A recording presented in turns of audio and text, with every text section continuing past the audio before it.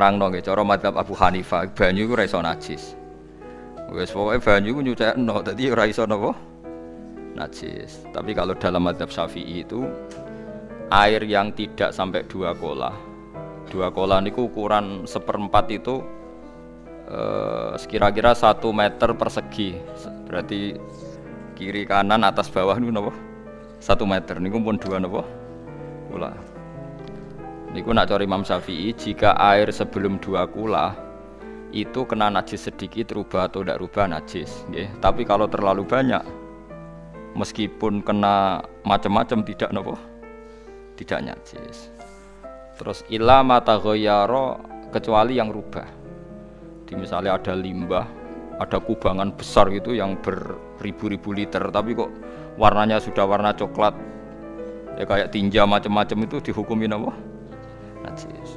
Tapi wis macam-macam lah madhab dalam air. Tapi saya pastikan itu madhab ulama. Saya pastikan itu madhab ulama. Kalau teks hadisnya begini nih. Monggo nak jenengan napi latihan ijtihad. Kok menyesatkan ya ora apa-apa, sementing ini latihan. Jadi di Madinah, ini hadis di Musnad Ahmad. Di Madinah itu ada sumur, bukan sungai loh. Saya ulang lagi sumur, bukan sungai. Kalau sungai itu konotasinya kan luas, panjang, mengalir. Ini sumur, bener-bener apa? Sumur. Sumur, ya gedene sumur enggak sepiro. Nabi itu wudu di situ, terus diingatkan ya Rasulullah, itu sumur dulu zaman sebelum engkau datang, sebelum ada Islam di sini, dipakai pembuangan jifah, batang anjing, dan nyuwun sewu kotoran orang haid. Ya kotoran orang haid. Terus saat itu Nabi ngendikan alma tahurun la yunajjisuhu syai'un, kata Nabi, yang namanya air itu menyucikan, tidak pernah bisa kena najisnya. Alma tahurun la yunajjisuhu syai'un. Terus Nabi wudu. Ya sudah begitu. Ya sudah begitu sampai rasa bojiro-jiro. Alhamdulillah hadisnya ngono. Ya kan ya, paham kan ya? Mana nak sampean ditangkleti. Kulon sering ditanya sama orang-orang Jakarta, Gus, saya ini punya air langganan PDAM. Itu dikelola dari sungai ini.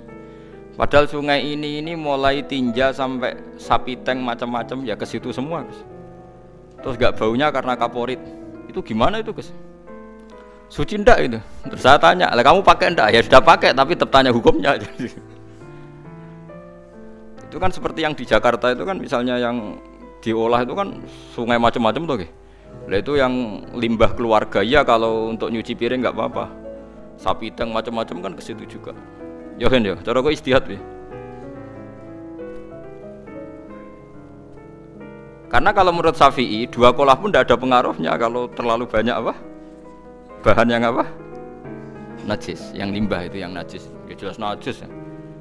Kalau teletong sapi kan ijek ono intikal madhab, rausul makul tohir.